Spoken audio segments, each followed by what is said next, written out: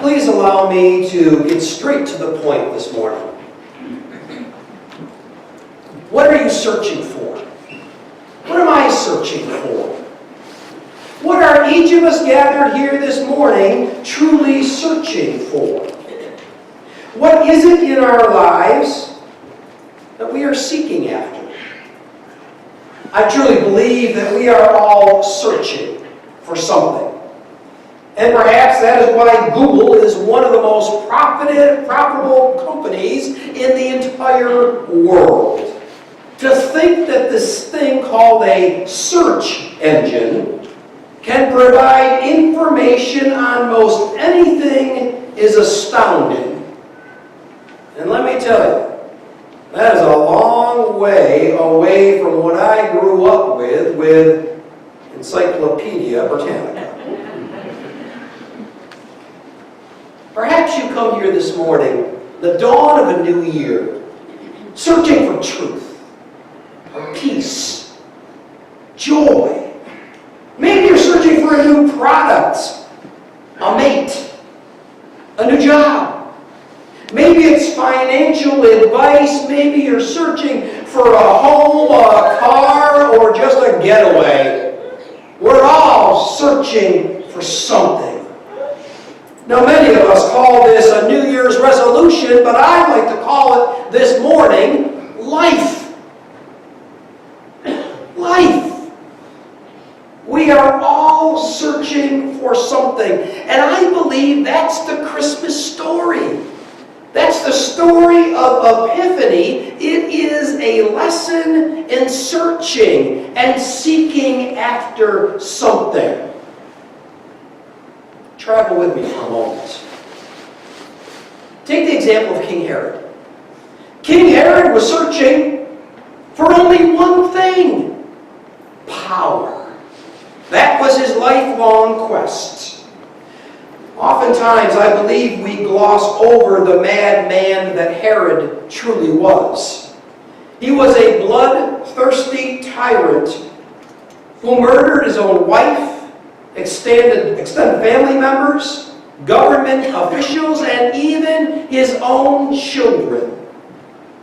Following the birth narrative, Herod orders all the male children in Bethlehem under the age of 2 killed, murdered. Even though Herod would not even be alive soon after Jesus' birth, he still felt threatened by this child king. Herod was a man possessed by the lust of power. Now, if you think for a moment that this Herod character in 4 AD has no relevance to us today, oh, my friends, think again. Herods abound everywhere. It might be the bully on the playground our children have to face down every day. Or the rape epidemic on our college campuses. It might be third world children forced to work in sweatshops to provide our modern comforts and convenience. Or the millions of men everywhere who batter and abuse their wives. It's been said that power tends to corrupt, and absolute power corrupts absolutely. Herods are among us. And their thirst and their quest and their seeking is for power. But the story continues. We now move to the chief priests. If you remember the story we just shared in the 2nd chapter of Matthew's Gospel, Herod talks to the Magi first, then the chief priests next. And what were they seeking? They were seeking what chief priests always seek: the status quo. We have the luxury of knowing the end of the story. How ironic it is that it is the same chief priests that Herod first questions regarding Jesus' birth that will be responsible for Jesus' death.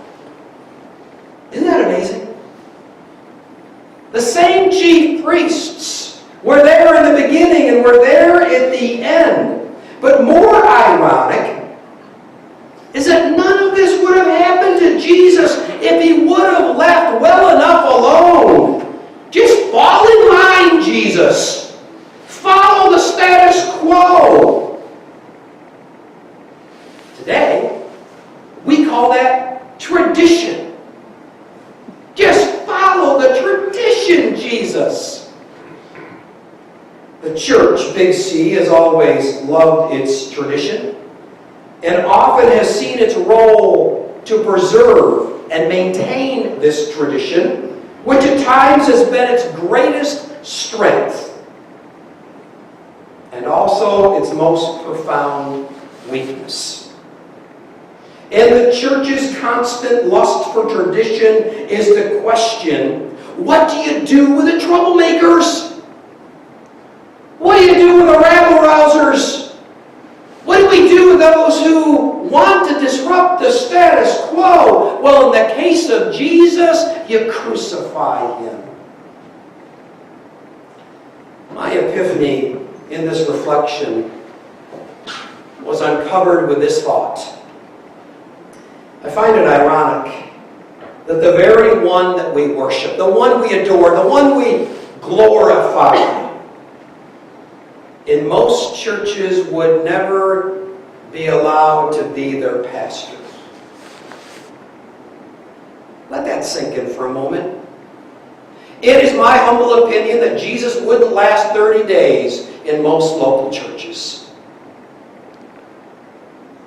He would so disrupt the status quo, the comfort, that most churches would open the door for him to exit immediately. King Herod was searching for power. The chief priests were searching for the status quo. And finally, we are left with the wise men who were searching for Jesus. Searching for Jesus. I find it ironic that it was foreigners, not those on the inside, that were truly searching for Jesus. It wasn't the governmental or religious powers that sought the child, but rather the Gentiles from the east, the skilled scientists, astronomers, and philosophers were the one that were seeking Jesus. But even more amazing is that they traveled for a single purpose, one purpose only, which was to worship the newborn King. But their pilgrimage was not only one of discovery. They didn't go to see Jesus to go, wow, there's Jesus. No, they came to respond to the birth of Jesus by bringing their treasures and their gifts to the King. I end this. In this first Sunday of the new year, join with me and let's ask together, what am I seeking after? What am I searching for? Now, my guess is, for those who came here today in sub-zero weather, that the chances are pretty good you're seeking Jesus at some level. That somehow within your spirit, you're seeking a deeper relationship with this one that we worship. And as you genuinely seek Jesus, you realize the dangers of seeking anything else.